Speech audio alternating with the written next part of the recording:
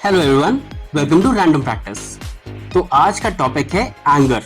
Anger basically एक emotion है। जब भी आसपास की सिचुएशन के हिसाब से हमें लगता है कि हमारे साथ कुछ गलत हुआ है, हो चुका है या हो रहा है, तो बॉडी का एक रिएक्शन आता है बिना सोचे समझे या बिना लॉजिकल रीजनिंग के। उस चीज को बेसिकली कहा जाता है एंगर।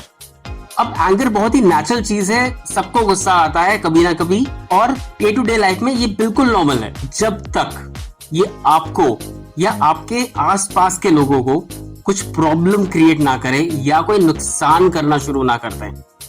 सोसाइटी में ये भी कहा जाता है कि गुस्सा आने पर कभी उसे मन में नहीं रखना चाहिए, उसे बाहर निकालना चाहिए। या फिर कई लोग इसलिए भी बहुत ज्यादा एंगर शो करते हैं बिकॉज उनको ऐसा लगता है कि एंगर शो करके दे गेट रिस्पेक्ट। पर सच ये है कि आप जिसके ऊपर गुस्सा दिखा रहे हैं उसके ऊपर एक बहुत ही नेगेटिव इम्पैक्ट पड़ता है आपकी तरफ, और आपको रिस्पेक्ट नहीं मिलती है। ये कुछ उल्टा होता है। अगर आपको बहुत ही फ्रीक्वेंट गुस्सा आता है छोटी छोटी चीजों पे भी, तो ये इम्पैक्ट करेगा आपकी डेली लाइफ को बहुत ही नेगेटिव तरीके से। आपको नीचे 4 पॉइंट्स बताता हूँ जिससे आपको क्लियर होगा कि कैसे रेगुलर एंगर आपका नुकसान कर रहा है। Point number 1, physical health. जब आप गुस्से में होते हैं तब आपकी हार्ट बीट, आपकी ब्रीदिंग और आपका ब्लड प्रेशर, तीनों चीजें बहुत ज्यादा एस्केलेट कर जाती हैं और आपका फोकस बहुत ही नैरो हो जाता है। आप सिर्फ उसी चीज के बारे में सोचते हैं जिस चीज के लिए आप गुस्सा हैं। आपके मसल्स भी बहुत ज्यादा टेंस्ड हो जाते हैं और आपको इमीडिएटली इंस्टेंट बहुत ज्यादा एनर्जी महसूस होती है। अभी तक सब कुछ ठीक लग रहा होगा, पर ये अगर बहुत ही फ्रीक्वेंटली कंटिन्यू रहता है तो इसके लॉन्ग टर्म फिजिकल इफेक्ट्स इतने अच्छे नहीं है।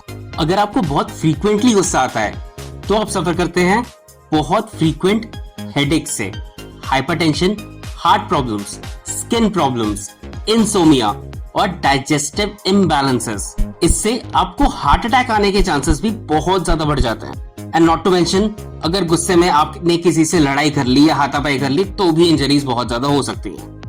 Point number 2, mental health. जब गुस्सा आता है आपका डायरेक्शन तो बाहर की तरफ होता है, पर ये इनडायरेक्टली आपको बहुत बुरी तरह से अफेक्ट करेगा। फ्रीक्वेंट एंगर की वजह से आप सफर करते हैं डिप्रेशन और एंजाइटी जैसी बीमारियों से। आप बहुत ही इरिटेटेड रहना शुरू कर देंगे। आप छोटी से छोटी बात पर बहुत ज्यादा जल्दी इरिटेट होंगे। आपका सेल्फ कॉन्फिडेंस और सेल्फ एस्टीम दोनों ही बहुत लो हो जाएगा। और on top of it, normally जब गुस्सा आता है इसका इफेक्ट पड़ता है आपके आसपास के लोगों पे, यानी कि आपके क्लोज फ्रेंड्स और फैमिली मेंबर्स पे। इसलिए उसके बाद एक फीलिंग ऑफ गिल्ट बहुत ज्यादा आएगी आपको। इन शॉर्ट, आपका दिमाग पूरी तरह से अनस्टेबल हो जाएगा। Point number 3, career. अब पिछले पॉइंट पे हमने जो मेंटल इश्यूज डिस्कस किए थे वो सेम इम्पैक्ट आपके करियर पर भी आ सकता है। आपका रिलेशनशिप बहुत ही ज्यादा खराब हो जाएगा आपके सबऑर्डिनेट, सुपीरियर, कोलीग्स और आपके क्लाइंट्स के साथ भी।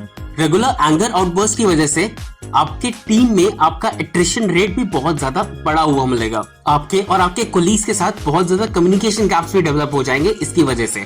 इन शॉर्ट, आपके करियर के ऊपर इसका बहुत ही नेगेटिव इफेक्ट पड़ेगा। Point number 4, relationships. आपके रेगुलर एंगर आउटबर्स्ट की वजह से आपके आसपास के फ्रेंड्स, आपके रिलेटिव्स, आपके लाइफ पार्टनर या आपके बच्चे, उन सब पर भी बहुत ही नेगेटिव इम्पैक्ट पड़ेगा। क्योंकि कभी कभी कुछ हम गुस्से में आकर बोल देते हैं, चाहे हम लोग वो मीन ना करें, बट सामने वाला जो है वो आपको माफ कर देता है, इग्नोर भी कर देता है, पर जो आपने बोला है वो कहीं ना कहीं बैक ऑफ द माइंड उसके रह जाता है और वो इस चीज को भूलता नहीं है। स्पेशली इसका बहुत नेगेटिव इम्पैक्ट पड़ता है बच्चों के ऊपर, क्योंकि बच्चे आपके पास ही नहीं आना चाहेंगे। इसका एक बहुत बुरा इम्पैक्ट ये भी पड़ेगा कि आपके आसपास पे जितने लोग हैं वो आपके ऊपर ट्रस्ट नहीं करेंगे। तो अगली बार जब आपको गुस्सा आए, ये चारों पॉइंट्स आप प्लीज ध्यान में रखिएगा। आज के लिए इतना ही। चैनल को लाइक और सब्सक्राइब करें और बेल आइकॉन को दबाना ना भूलें।